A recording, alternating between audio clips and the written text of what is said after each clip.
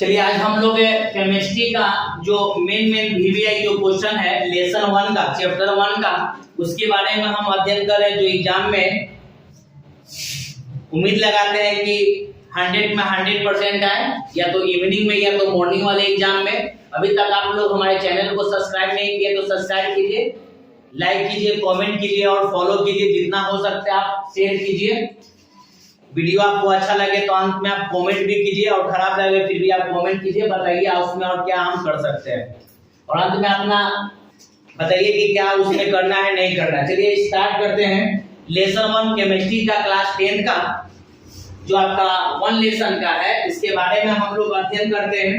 पहला जो टॉपिक है रसायन शास्त्र, जिसको हम लोग केमिस्ट्री बोलते हैं।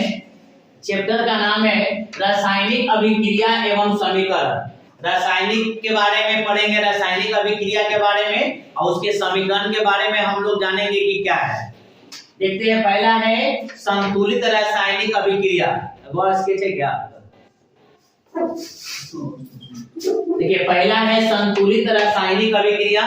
संतुलित रासायनिक अभिक्रिया किसे कहते हैं? जिसे मैं मान के चलिए कि ये बराबरा का चिन्ह है। सपोज कीजिए, देखिए होगा बराबरा का चिन्ह दिया आता है। ये बराबरा का जब चिन्ह है ना,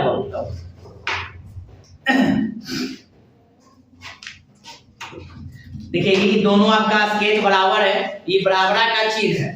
ये दोनों आपका बराबरा का जब चिन्ह हो गया, देखिए बराबरा का चिन्ह है तो इस तरफ को हम आपको एलजेस करते हैं, इस तरफ को आरजेस। अगर दोनों तरफ अगर तत्वों की संख्या जब बराबर हो जाएगा, अगर एक पार्टी 10 गो तत्व है, एक पार्टी भी 10 गो तत्व है, अगर दोनों तत्वों की संख्या अगर बराबर हो जाएगा, उसी को हम लोग बोलते हैं रासायनिक अभिक्रिया। समझ में आ रही है बात? दोनों तरफ अगर तत्वों की संख्या जब बराबर हो जाएगा, उसी को रासायनिक अभिक्रिया करते हैं। अगर दोनों तरफ अगर मान के चलिए कि पड़ी 10 हो, पड़ी 9 हो है, और दोनों आपका अलग अलग है, तो जो बराबर नहीं है तो उसको बोले असंतुलित रासायनिक अभिक्रिया। देखिए संतुलित रासायनिक समीकरण, संतुलित रासायनिक समीकरण वह समीकरण है जिसमें तत्वों की संख्या दोनों तरफ बराबर होती है। दोनों तरफ अभी बताए थे, इन दोनों तरफ तत्वों की संख्या बराबर होगा, उसे संतुलित रासायनिक समीकरण कहते हैं। देखिए इसमें H का हाइड्रोजन ई पार्टी आपका 2 है, तो देखिए ये पार्टी आपका 2 है। Cl क्लोरीन 2 है, ई पार्टी भी Cl 2 है, मतलब H 2 है, Cl भी 2 है, तो ई पार्टी बराबर है। तो जिस तरफ अगर दोनों तरफ तत्वों की संख्या जब बराबर हो जाएगी, उसी को हम लोग बोलेंगे संतुलित रासायनिक समीकरण। अब आते हैं असंतुलित रासायनिक समीकरण। अभी बताए थे कि अगर एक पार्टी 10 हो, एक पार्टी 12 हो है, तो दोनों आपका बराबर नहीं है, उसको असंतुलित बोलते हैं। असंतुलित रासायनिक समीकरण आराम से देखिए, एकदम अच्छी भाषा में है, कोई दिक्कत नहीं किसी प्रकार का। असंतुलित रासायनिक समीकरण वह समीकरण है जिसमें तत्वों की संख्या दोनों तरफ बराबर नहीं होती है। दोनों तरफ जब बराबर नहीं होती है, उसे असंतुलित रासायनिक समीकरण कहते हैं। दोनों तरफ अगर तत्वों की संख्या बराबर नहीं होती है, उसे असंतुलित। जैसे देखिए इसमें H 2 है, कोई में 2 है, लेकिन इसमें 1 है तो बराबर कहां है? ये पड़ी 1 ऑक्सीजन है, पड़ी 2 है तो बराबर नहीं है। इसको असंतुलित रासायनिक समीकरण कहते हैं। आगे आते हैं संयोजन या संश्लेषण अभिक्रिया। संयोजन या संश्लेषण अभिक्रिया में क्या हो जाता है? मान लीजिए कि 2 आपके पास पदार्थ है या 2 से अधिक पदार्थ है, और दोनों को मिला देंगे तो नया पदार्थ बनेगा। जैसे में आप लोग को खेती होता है, खेती में आप खेत में क्या करते हैं कि उसको जोताई करते हैं या कोराई करते हैं, उसके बाद आप लोग बीज छींटते हैं, और बीज छींटने के बाद में एक नया पदार्थ होता है जिसको हम लोग अन्न बोलते हैं। मतलब बात ना, छींटे थे एक हो लेकिन बहुत सारा हुआ, तो बोल रहा है कि संयोजन या संश्लेषण अभिक्रिया वह अभिक्रिया है जिसमें 2 या 2 से अधिक पदार्थ, जिसमें 2 को होना चाहिए या 2 से अधिक पदार्थ होना चाहिए। 2 को रहेगा तभी भी चलेगा, 2 से अधिक रहेगा तब भी चलेगा। जिसमें 2 या 2 से अधिक पदार्थ आपस में संयोग करके, मतलब आपस में मिलकर, 2 या 2 से अधिक पदार्थ आपस में मिलकर आपस में संयोग करके या मिलकर नए पदार्थ का निर्माण करता, कोई नया पदार्थ उत्पन्न हुआ। जिसमें छींटे थे हम लोग, रोपे थे, कुछ और हो गया, कुछ और नया पदार्थ बन गया, नया चीज का आविष्कार कर दिए। तो जो नया चीज का आविष्कार हुआ उसको संयोजन या संश्लेषण अभिक्रिया कहते हैं। लेकिन इसका शर्त है नए पदार्थ का गुण मूल पदार्थों से भिन्न भिन्न होना चाहिए। जो नयका जो पदार्थ का गुण है वो उनका से क्या होना चाहिए, अलग होना चाहिए, मतलब भिन्न होना चाहिए। यहाँ तक समझ में आ रही है। इसमें एग्जांपल में देखिए, सी मतलब कार्बन, ओ मतलब ऑक्सीजन, कार्बन और ऑक्सीजन को मिल गया तब कार्बन डाइऑक्साइड बन गया। फिर आपका Ag+ में फेरस और सल्फाइड मिला दिया तो क्या मिल गया, फेरस सल्फाइड हो गया। आगे चलाते हैं, वियोजन या अपघटन अभिक्रिया। वियोजन या अपघटन अभिक्रिया क्या हो जाता है भैया, इसके बारे में थोड़ा सा हम लोग समझते हैं। देखिए इसमें क्या होता है कि बड़ा अणु को टूटने से छोटा अणु का निर्माण होता है। मान लो कि बड़ा पत्थर टूटा, अब बड़ा पत्थर टूट के छोटा छोटा में बंटवारा हो गया ना, उसी को हम लोग बोलते हैं वियोजन या अपघटन अभिक्रिया। जिसमें पत्थर बड़ा लेकर आया, पत्थर उसको तोड़ दिए तो छोटा टूटा, तो जो छोटा पत्थर टूटा ना उसी को हम लोग वियोजन या अपघटन अभिक्रिया कहते हैं। परिभाषा में देखते हैं, वियोजन या अपघटन अभिक्रिया वह अभिक्रिया है जिसमें बड़े यौगिक के अणु, जिसमें बड़े यौगिक के अणु के टूटने पर, जिसमें बड़े यौगिक के अणु टूटने पर दो या दो से अधिक यौगिक का निर्माण करता है। मतलब दो ही हो या दो से अधिक, दो या दो से अधिक यौगिक का क्या करता है, निर्माण करता है। इसमें बड़े यौगिक का निर्माण करता है। इसमें फिर से ध्यान दीजिएगा, वियोजन या अपघटन अभिक्रिया बड़े यौगिक को टूटेगा, अगर छोटे यौगिक में अगर बंटवारा हो जाएगा उसी को वियोजन या अपघटन अभिक्रिया कहते हैं। वियोजन या क्या कहते हैं, अपघटन अभिक्रिया कहते हैं। अब उसके बारे में हम लोग जान लेते हैं कि एग्जांपल उसका क्या होता है। एग्जांपल देख लेते हैं। तो एग्जांपल का हम चर्चा करते हैं। देखिए कैल्शियम कार्बोनेट, इसमें चूना पत्थर इसका बोला जाता है। कैल्शियम कार्बोनेट को चूना पत्थर एक बड़ा यौगिक है, बड़ा यौगिक टूटा किसमें, कैल्शियम ऑक्साइड और प्लस में कार्बन डाइऑक्साइड में। कैल्शियम ऑक्साइड और कार्बन डाइऑक्साइड में टूटा तो बड़े यौगिक को छोटे अणु में टूटा, उसी को हम लोग वियोजन या अपघटन अभिक्रिया कहते हैं।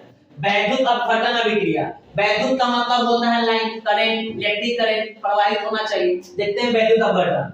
कुछ धातुओं के द्रवित ऑक्साइड एवं क्लोराइड से होकर विद्युत धारा प्रवाहित होने पर वे अपघटित हो जाते हैं। मतलब प्रवाहित हुआ ना तो कुछ लाइन पास किया, कुछ लाइन नहीं पास किया, अपघटित हो गया। इस अभिक्रिया में धातु कैथोड पर, जो धातु होता है ना हमेशा कैथोड होता है और अधातु होता है वो हमेशा एनोड पर होता है। धातु कैथोड पर तथा अधातु एनोड पर, क्लोरीन एनोड पर मुक्त होती है। जैसे में NaCl, सोडियम क्लोराइड, जिसका नाम है साधारण नाम, सोडियम क्लोराइड हो गया। Na धातु है क्योंकि सोडियम जो प्लस होता है धातु और माइनस हो जाता है अधातु, तो सोडियम Na इस पर प्लस चार्ज है, कैथोड पर हो गया, धातु हो गया। क्लोरीन में माइनस होता है, एनोड पर हो गया। ठीक है, यहां तक आ जाता है। एकल विस्थापन अभिक्रिया, एकल विस्थापन अभिक्रिया में क्या होता है ना कि तो हम जबरदस्ती करेंगे, हारेंगे तो उड़ेंगे, जीतेंगे तो थूरेंगे। कहने का मतलब है कि हम बाहुबली हैं, तो तुम अगर कुर्सी पर बैठल है, हम आए ना तो वहां से तुमको हटा दिए, उसी को हम लोग बोलते हैं एकल विस्थापन। मतलब हम कमजोर हैं और हमसे कोई बढ़िया आया तो कुर्सी पर से हमको हटा दिया। मतलब पहले से हम थे लेकिन हमको कोई आया बढ़िया आदमी, हमसे दबंग आदमी आया और हमको हटा दिया, उसी को हम लोग एकल विस्थापन करते हैं। देखिए डिफरेंस, एकल विस्थापन अभिक्रिया वह अभिक्रिया जिसमें एक परमाणु दूसरे परमाणु को विस्थापित करता है, मतलब हटा देता है। एक परमाणु दूसरे परमाणु को हटा देता। देखिए Fe+ में CuSO4 ये अपने बेटा बेटी के साथ खुश था, लेकिन जैसे ही Fe आया तो Fe इसका स्थान ले लिया, इसको Cu को हटा दिया क्योंकि वो कमजोर था।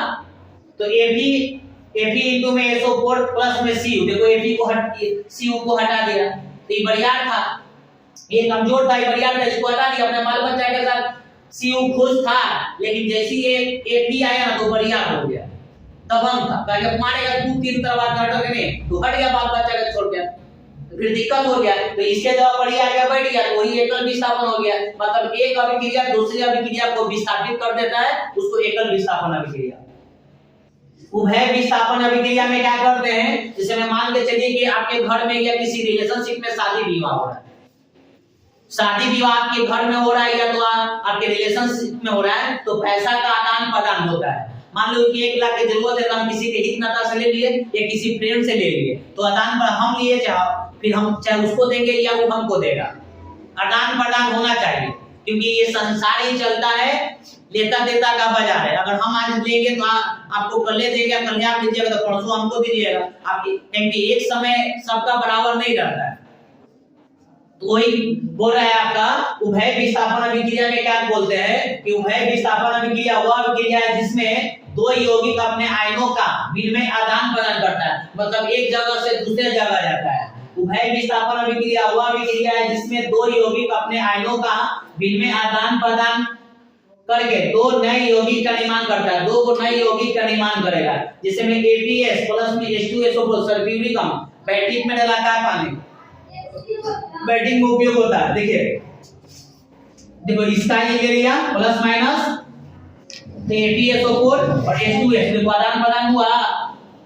फिर आते हैं अवक्षेपण अभिक्रिया। अवक्षेपण अभिक्रिया, अवक्षेपण अभिक्रिया वह अभिक्रिया जिसमें अवक्षेपण अभिक्रिया वह अभिक्रिया जिसमें कोई प्रतिफल ठोस के रूप में विलयन से अलग होता है। ठोस, ठोस का मतलब क्या होता है? ईंटा पत्थर किताब बेंच टेबल ये आपका ठोस है।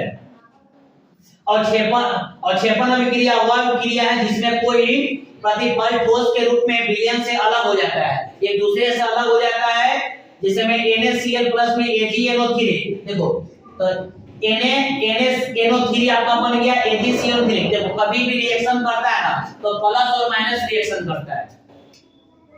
प्लस और माइनस मतलब धातु और अधातु कभी भी रिएक्शन करता है तो धातु और अधातु।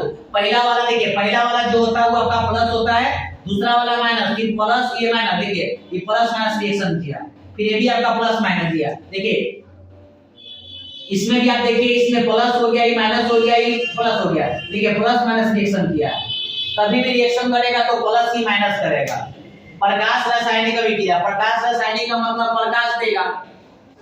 प्रकाश रासायनिक अभिक्रिया वह अभिक्रिया है जो प्रकाश की उपस्थिति में घटित होता है। जो प्रकाश की उपस्थिति में घटित होगा उसको प्रकाश रासायनिक अभिक्रिया कहेंगे। जैसे में H2 प्लस में Cl2 तो बन जाएगा 2HCl, 2HCl आपका बन जाएगा। आगे देखिए, आगे आप देखिए, आगे इसके बाद आप क्या क्या है प्रोसेस में ध्यान दीजिएगा।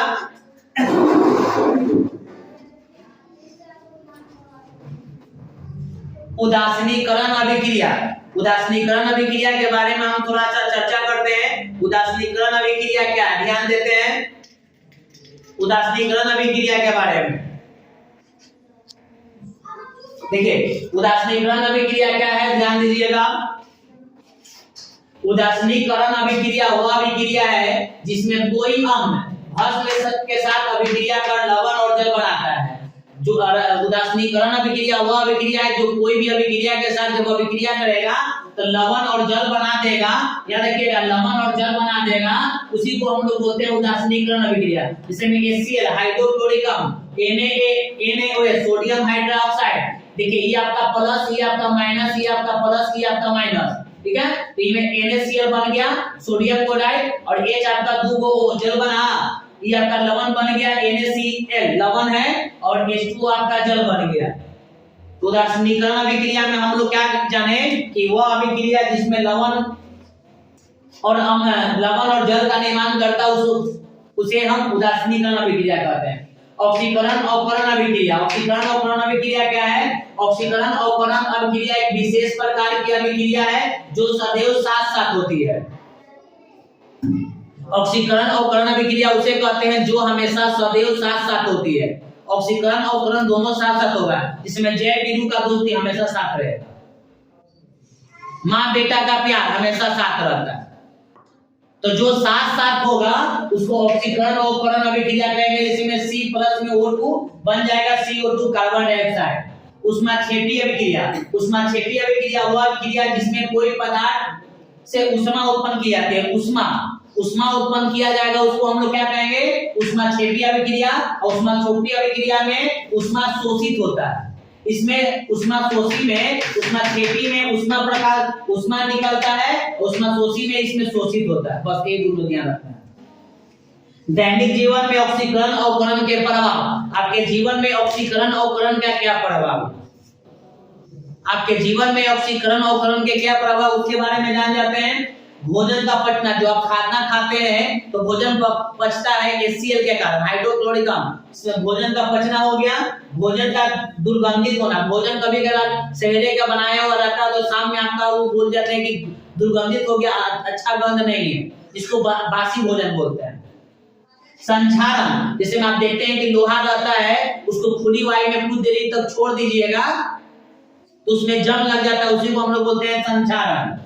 दहन की क्रिया, अब ज्वलन ताप किसे कहते हैं ध्यान दीजिएगा, जिस न्यूनतम ताप पर कोई पदार्थ जलना शुरू करता है, जिस न्यूनतम ताप पर कोई पदार्थ जलना शुरू करता है उस पदार्थ को ज्वलन ताप कहते हैं। जिस न्यूनतम ताप पर कोई पदार्थ जलना शुरू करता है उसे ज्वलन ताप कहते हैं। जिस न्यूनतम ताप पर कोई पदार्थ जलना शुरू करता है उसे क्या कहते हैं, न्यूनतम ताप। समझ में आ गई आपको बात? चलिए